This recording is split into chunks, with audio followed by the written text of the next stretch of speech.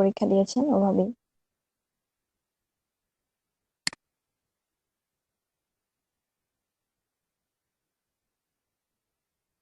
না, কাগজ কলমে রিটেন হবে। আমি ফরম্যাট একটা দিয়ে দিব না এক্সামের আগে। এখন দিলে আবার অনেকে হারাই ফেলবেন বা ভুলে যাবেন। এখন যে ফাইলগুলো আছে ওগুলো থাকুক, এরপরে ফরম্যাট বা কোশ্চেনের সাজেশন এগুলো এক্সামের আগে দিয়ে দিব।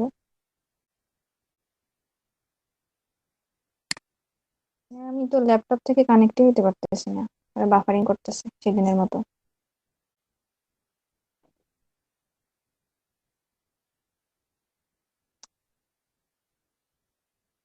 মিটে ঢুকতে পারতেছি না, মানে আমি মোবাইল থেকে হচ্ছে কথা বলি আর ল্যাপটপ থেকে স্ক্রিন শেয়ার করি। ল্যাপটপ থেকে আবার কথা বলতে গেলে ট্রেস ইয়াতে স্পিকারের প্রবলেম, মানে আওয়াজ হয়, অনেক সাউন্ড হয়। এখানে দুইটাই চালু রাখি। সন্ধ্যার পরে একটু নেট দুর্বল হয়ে যায়। হ্যাঁ, হ্যাঁ।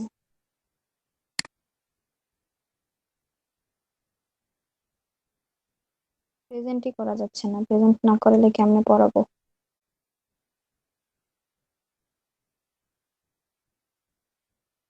আচ্ছা দেখি, কানেক্টেড হতে থাকুক ততক্ষণে আমি এইখান থেকে জাস্ট আমি ওপেন করি। ঠিক আছে, ফাইলটা থাকলে একটু ওপেন করতে পারেন।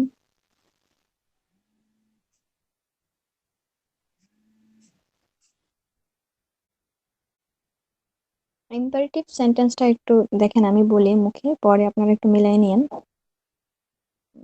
কারণ হচ্ছে এখান থেকে স্ক্রিন শেয়ার করা যাচ্ছে না, নেট খুব বাজে। আচ্ছা, অ্যাসার্টিভ সেন্টেন্সে নর্মালি কি হয় যে সেট টু মি থাকলে টোল্ড হয়ে যায় বা টেল হয়।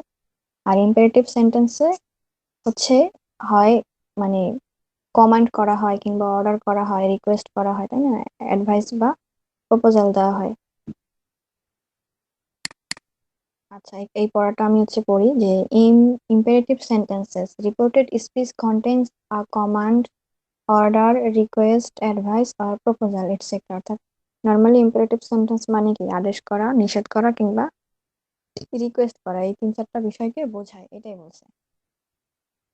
এবং রিপোর্টিং স্পিচের ভার্বটা চেঞ্জ হয়, মুডের উপরে ডিপেন্ড করে অ্যাকচুয়ালি কোন মুড এ বলা হয়েছে। যেমন ডু দা ওয়ার্ক, এটা কি অর্ডার, তাই না? সো এটার মুডের উপরে ডিপেন্ড করে ইনডিরেক্ট স্পিচের ভার্বটা হবে।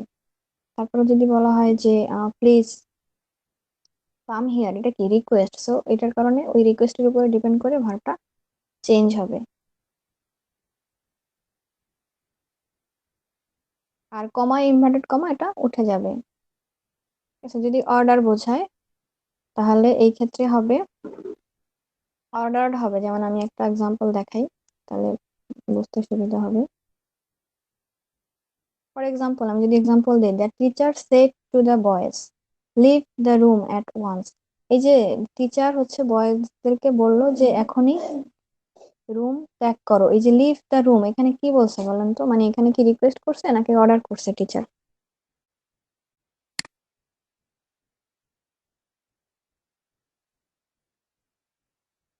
হ্যাঁ, দিতে পারেন। আপনার এখান থেকে শেয়ার করা গেলে শেয়ার করেন।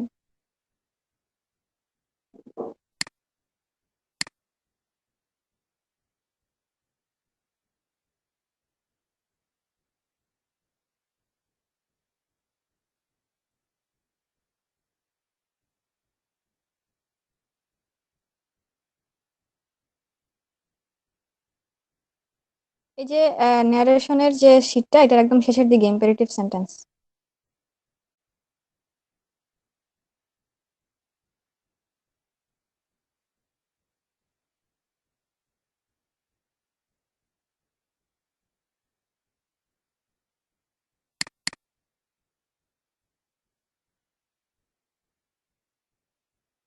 উপরেরটা মনে হয় দেখা উম,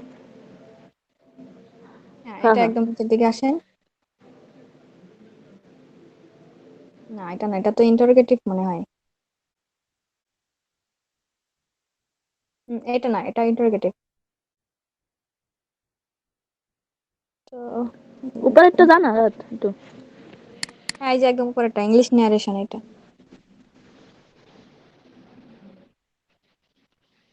হ্যাঁ এটা।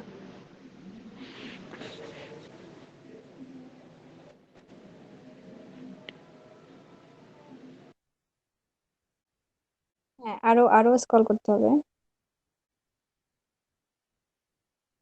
এই যে ইম্পারেটিভ সেন্টেন্স। আরেকটু নিচে আসেন। ফর এক্সাম্পল দেখেন, এক্সাম্পল দেওয়া আছে। এই যে এখানে, হ্যাঁ। হ্যাঁ হয়েছে। আচ্ছা,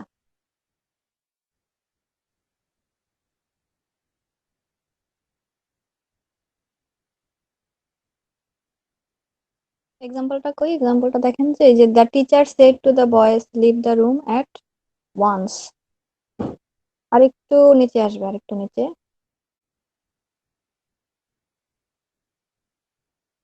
হ্যাঁ এই যে ঠিক আছে, এখন ঠিক আছে। এই যে এক্সাম্পলটা দেখেন যে the teacher said to the boys leave the room at once, এখানে কি করছে, অর্ডার করছে, তাই না?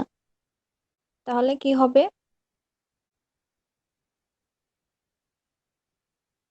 এখানে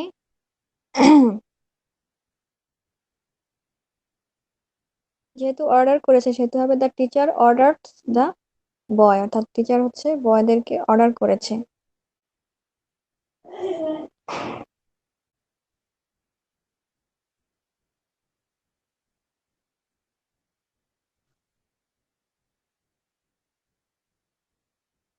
the teacher order the boys to leave the room at once, অর্থাৎ সবকিছু ঠিক থাকবে। এই যে সেড এর জায়গায় হচ্ছে অর্ডার হবে, আর মেইন যে ভার্ব লিভ এটার আগে একটা টু বসবে। এটা হচ্ছে মানে একদম বেসিক রুল। ঠিক আছে, যেমন এখানে বলা আছে যে leave being the first form of verb shows the order mood of the sentence. Word said to in reporting speech will change into order, অর্থাৎ এই যে অর্ডার বোঝাইছে এটাই ভার্ব হয়ে যাবে অর্ডার। অর্ডার কেন হয়েছে, কারণ ওখানে সেড আছে, ওখানে পাস্ট টেন্সেস আছে, এই জন্য এই পাশেও হচ্ছে এটা অর্ডার হয়ে যাবে। এরপরে কি হবে, ইনভার্টেড কমা উঠে যাবে। কমা উঠে যাবে, এটা তো হচ্ছে বেসিক রুল। তাহলে আর ওই ভার্বটার আগে হচ্ছে কমাটার, মানে কমা যেখানে ছিল সেখানে হয়ে যাবে ট্রু। তাহলে দেখেন পরিবর্তনটা হয়েছে, the teacher order the boys to leave the room at once, আর সবকিছু ঠিক থাকবে, শুধু লিভের আগে টু হবে। ওকে। যদি নেগেটিভ সেন্টেন্স হয় তাহলে হচ্ছে হবে নট ট্রু। নেগেটিভ সেন্টেন্স হলে হবে নট ট্রু, যেমন do not make a noise. তাহলে হবে যে the teacher order the boys not to make a noise. Okay. তাহলে দেখেন ইম্পারেটিভ সবখানেই তো মানে অ্যাফার্মেটিভ এবং নেগেটিভ আছে। যদি ইম্পারেটিভ সেন্টেন্স হয়, সেখানে যদি অ্যাফার্মেটিভ সেন্টেন্স হয় অর্থাৎ নিষেধ না বোঝায়, তাহলে রিকোয়েস্ট বুঝাইলে তো রিকোয়েস্টেড হবে, অর্ডার বুঝাইলে অর্ডার্ড হবে। এটা আমরা আগে পড়তেছি অর্ডারের যেটা। তাহলে অর্ডার বুঝাইলে এটা আমরা কিভাবে বুঝবো যে এটা অর্ডার, কারণ এইখানে মুড, এই যে ভার্বের মুড বা টোন, এটা দেখে আমরা বুঝতে পারছি যে এটা অর্ডার। কারণ টিচাররা নর্মালি ছাত্রদেরকে যদি বলে যে স্ট্যান্ড আপ কিংবা হচ্ছে রুম থেকে বের হয়ে যাও, এটা হচ্ছে একটা অর্ডার। সো এটা আমরা মুড মুড বুঝে এটা ভেবে নিয়েছি যে এটা অর্ডারের জন্য হবে the teacher order the boys to leave the room. আর এখানে আরেকটু যেটা মনে রাখতে হবে যে যদি নেগেটিভ হয় তাহলে হয়ে যাবে নট ট্রু। এটার এক্সাম্পলটা হচ্ছে do not make a noise, the teacher order the boys not to make a noise, অর্থাৎ এই যেহেতু এটা ইম্পারেটিভ সেহেতু এখানে হচ্ছে ভার্বের আগে টু বসবে, বাট এটা নিষেধ বোঝাইছে এই জন্য নট টু হবে। ওকে। আচ্ছা, এরপরে হচ্ছে রিকোয়েস্ট। আরেকটু স্ক্রল করতে হবে। হ্যাঁ, রিকোয়েস্ট থাকলে কি হয়, রিকোয়েস্ট যে বুঝাইছে এটা আমরা কিভাবে বুঝবো। এই যে in such cases mostly the reported speech contains the word please kindly, অর্থাৎ প্লিজ বা কাইন্ডলি থাকলে আমরা বুঝবো যে এখানে রিকোয়েস্ট বোঝানো হয়েছে। আচ্ছা, as the reported speech contains a request, the words said to in the reporting speech are changed into requested। এটা কি বোঝা গেছে, অর্থাৎ যেহেতু এইটা রিকোয়েস্ট মুডটা কন্টেন্ট করে, মানে রিকোয়েস্ট মুডটা বোঝায়, সে কারণে এই ওয়ার্ডটা চেঞ্জ হয়ে যাবে রিকোয়েস্টেড, কারণ এটা past tense. Comma inverted comma উঠে যাবে, এটার পরিবর্তে টু বসবে, যে এখানেও টু আছে কিন্তু সবগুলোর আগেই টু বসবে। আর নেগেটিভ হলে হবে নট ট্রু। ওকে, তাহলে নেগেটিভটা এখানে কি আছে যে প্লিজ, আচ্ছা, in negative sentences reported speech contains please do not. In this sentence do not in the reported speech is removed and in place of inverted commas not to is used. For example, is example আছে, for example, এক্সাম্পলটা কই?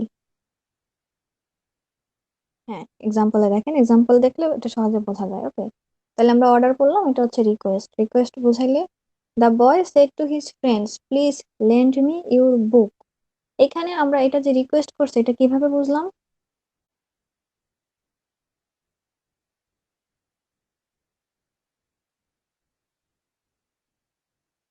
কারণ এখানে কি please শব্দটা আছে। ওকে,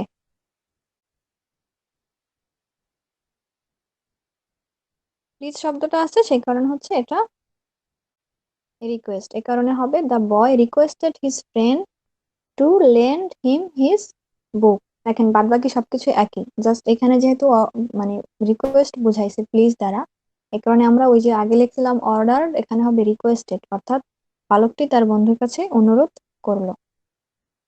আর যদি negative হয় তাহলে হবে not to. The son said to his father please do not go to office today. এখানে বাবাকে নিষেধ করেছে, মানে অনুরোধ করছে কিন্তু হচ্ছে যেতে না করতে অনুরোধ করেছে, এই জন্য হবে নট টু।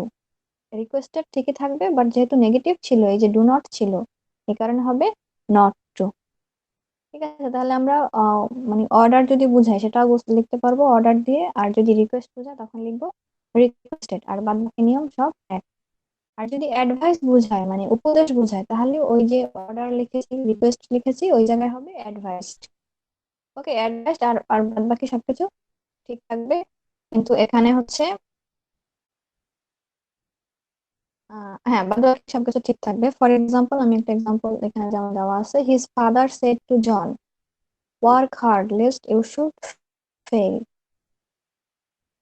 তাহলে হিজ ফাদার কি করেছে, তাকে উপদেশ দিয়েছে, এজন্য কিন্তু হবে advised. His father advise John to work hard lest he should fail. এই ইউ হি হয়ে গেছে, কারণ এই ইউ হচ্ছে জনকে বোঝাইছে। সো যেহেতু এটা সেকেন্ড পারসন, এটা পরিবর্তন হবে রিপোর্টিং স্পিচের, সরি রিপোর্টিং ভার্বের যে অবজেক্ট। তাহলে অবজেক্ট ছিল জন, জনের প্রোনাউন হবে হি। ওকে,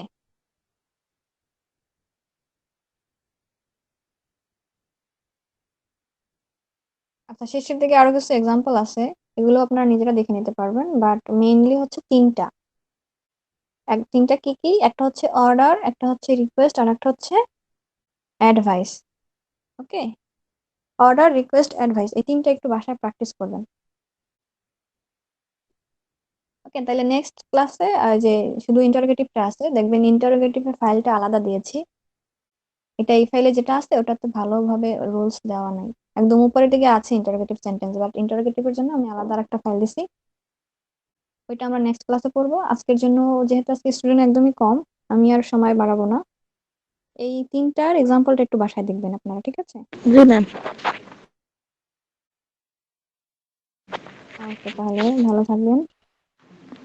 আপনি ভালো থাকেন। জি, আল্লাহ হাফেজ। আল্লাহ হাফেজ।